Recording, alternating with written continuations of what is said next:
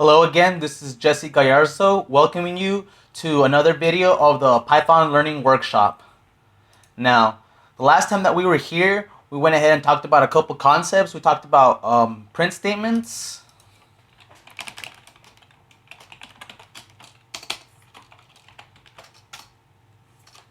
Oops.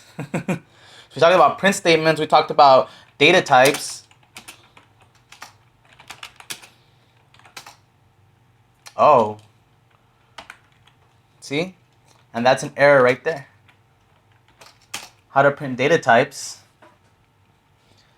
And before we go ahead and talk about today's topic, I want to go ahead and talk a little bit more about the data types. We went over two different kinds of data types. The one that I just went ahead and displayed to you is an integer data type. So we can do something like this. A is equal to int. A is equal to 17. And then we do it again. Print A. 17. So pretty much what we did right here, all of this was just a more longhand version of what we just did right here. We went ahead and created the integer variable A, but we left it blank. But it still responds as an integer variable, which we went ahead and declared as 17 and then printed it out. We'll see a little bit more on how that works later. But so we have the integer data type and then the string data type. B is equal to apostrophe. This is a string. So when we do print B, it just go ahead. It returns us the string that we just declared right now. And you can do the same thing right here that we just did right now. B is equal to string. So B is now a string data type, but is empty. And then we do the same thing again. B is equal to, this is also a string. Print B. Now, one more data type that I want to go ahead and cover today is going to be the boolean data type. So just so you can go ahead and see exactly what it is, bool is equal to, actually no, not boolean is equal to true or boolean is equal to false. So all the boolean data types does is create an integer and, well, it assigns the true and false value onto an integer that we have defined here as boolean. And there's not really much that you can see going on here, but we're going to go ahead and clear out this right here, our untitled script. We're going to go ahead and kind of play around with true and false boolean values, and we're going to be officially introduced to if statements. So for now, we're just going to go ahead and follow along, and I'll explain after the fact what it is that I did. So we're going to go ahead and define a variable. We're going to call this variable adult. Adult is equal to true. So for the sake of the script, we're saying that we are all adults. Or anyway, the adult variable is true. If adult is equal to true, colon, I'm going to press enter, and we're going to notice that indentation was made automatically. You want to keep it that way. Print, and inside the print statement, we're going to write the following. You are an adult. Congrats. Now get a job. So a little harsh, I'll admit it, but it'll go ahead and prove the point of what it is that we're trying to do. We're going to run it. And so we got the print statement to come out exactly like we want it to. So you're asking, so what's so important about this? Why do I need to learn how if statements work if it's going to still do what I was already going to do originally by just printing it? Well, I'm going to go ahead and write another script. You can go ahead and follow along with me, and then you will see exactly why the if statement is so important. So we're going to make a series of variables. So we're going to go with num is equal to, and you can pick any number, it doesn't matter. I'm gonna go ahead and choose to put 47. Day is equal to Thursday.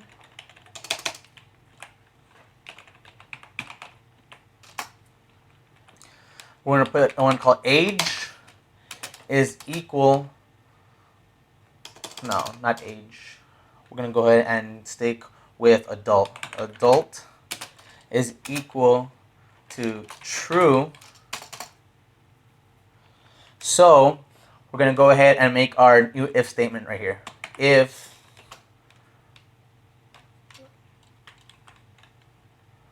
adult is equal to true, colon, print, we're gonna write down what we just wrote right now. You are an adult, congrats, now get a job. And so now we're gonna add a little bit more to it. We're gonna escape the indentation and go back, making sure that this lines up with the if statement, else print you are still young, now go to school. Ouch, we can't get a break from the script, can we? So once we're done with writing the statement right here, you're gonna go ahead and skip a line, go ahead and remove all indentations. Now we're gonna write two more print statements. We're gonna print num, print day.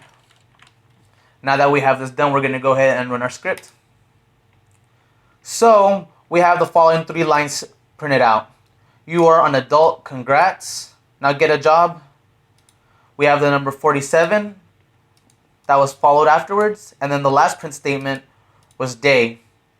So let's go ahead and change this value to false, run it, and I'm sure, as you would have guessed, the next line is what gets printed out. You're still young, now go to school. But then 47 and Thursday still print out as well.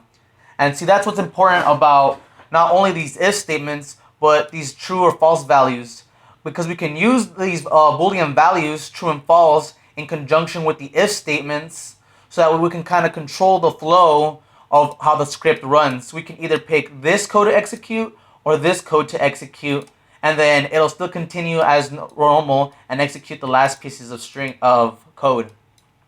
And as I'm sure you probably would have noticed, or if not, I'm going to go ahead and point it out, the script starts from the very top, ignores everything that's considered a comment, which is pretty much everything from the top, starts right here, and then starts running the script. Once it hits this if statement, it starts checking to see which conditions are met, follows the piece of code under which criteria was met between the if statement, and then continues running until there's nothing else for it to run.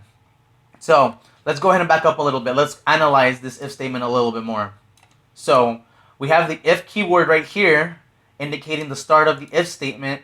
Inside of what we have in the parentheses right here are the criteria that the if statement needs to hit in order to execute the following piece of code. So in this case, the variable adult needs to equal true in order to print the statement out.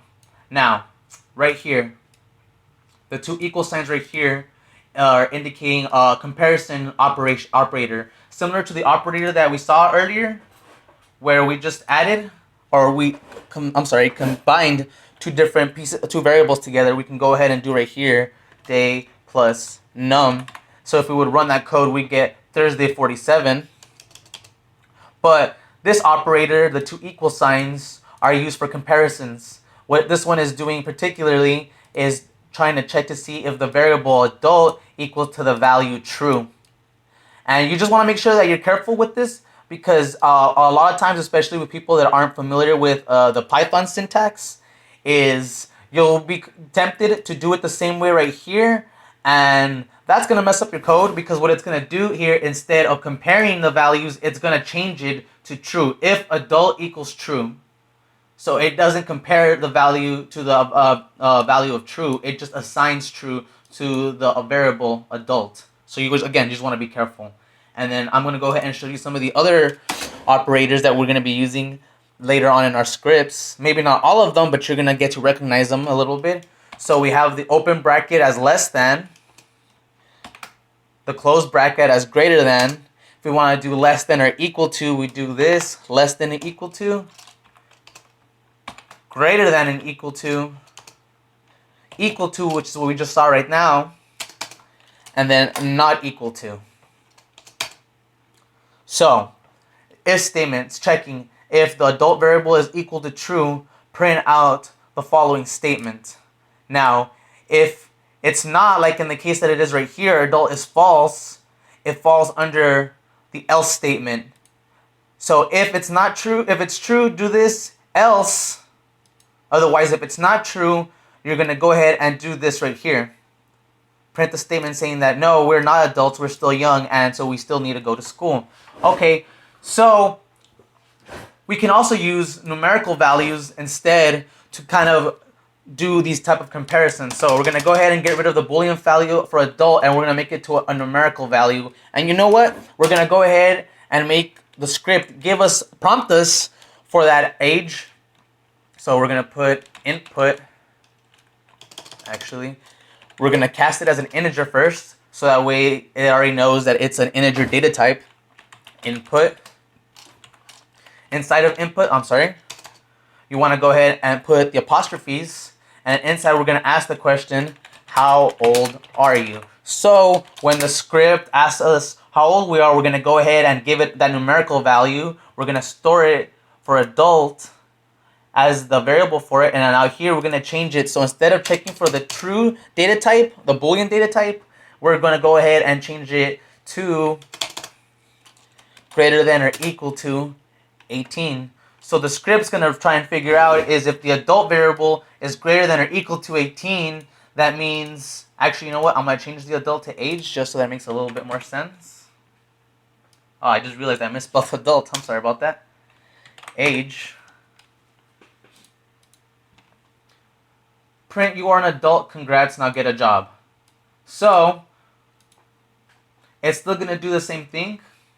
Well, almost. Let's go ahead and run that piece of code. It's going to ask us now how old we are. I'm going to go ahead and put my age, 27. You're an adult, congrats, now get a job. So it worked similarly to the way that we did it before. Instead of using the true data type value, we went ahead and used a numerical value to compare it. And obviously 27 is greater than or equal to 18. It's greater than. So it went ahead and printed out the following print statement. So what if the conditions are a little bit more complex? And you can make them more complex by doing the following.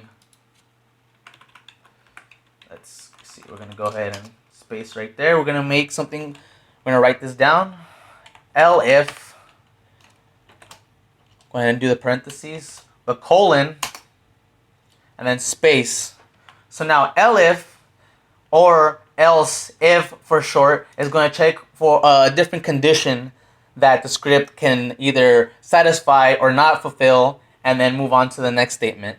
So for elif, we're going to put if age is less than 18. Actually, you know what? We're going to go ahead and change that a little bit more. So if we put that greater than or equal to 18, and I'll go ahead and get into that in a minute, age is less than or equal to 65, we're going to go ahead and get this. For age, anything that's greater than 65 is going to print out the following statement. You have worked so hard, now it is time to retire.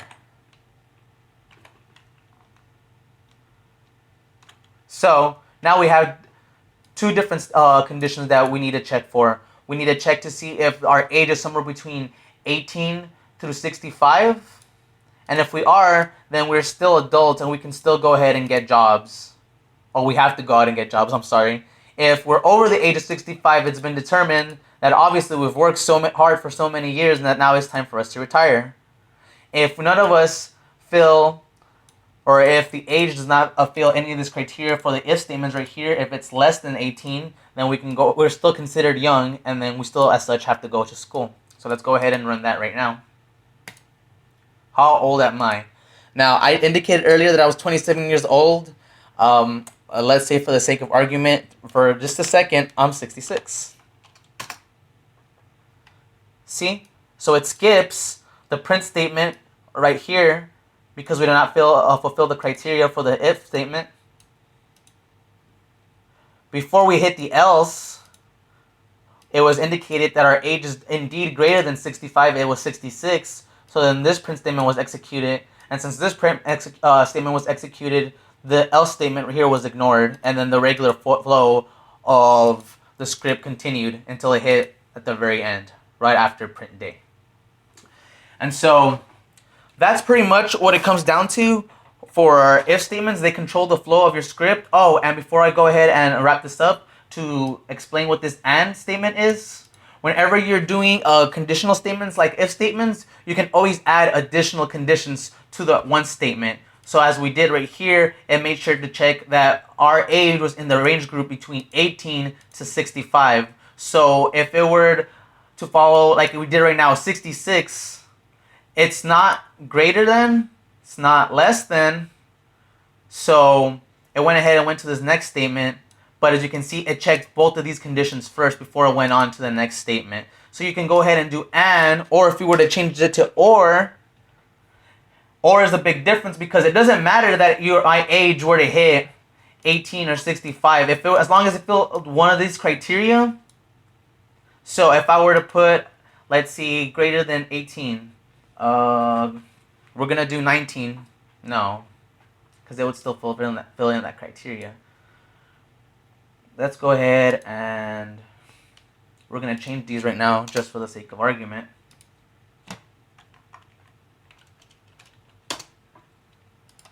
So we're going to run the script again. So it's going to ask me how old am I. I'm going to go ahead and put 66. So it's still going to hit the first print statement because of the or keyword right here, I was able to fulfill at least one of that criteria, which was age is greater than 18. Because I did that, it doesn't matter that my age was less than 65. It fulfilled one of the requirements and printed out the first statement and skipped the next two. So it's really neat having those different types of keywords like and or. They're very helpful, but they can also make your code run in ways that it's not supposed to if you're not careful. And before we go ahead and add if statements to our tic-tac-toe script, I want to go ahead and cover one more topic that's going to be a little bit more in length. But once we understand how if statement works and how we understand how loops work in the next video, then we're going to go ahead and combine all this information together. Okay? Thank you.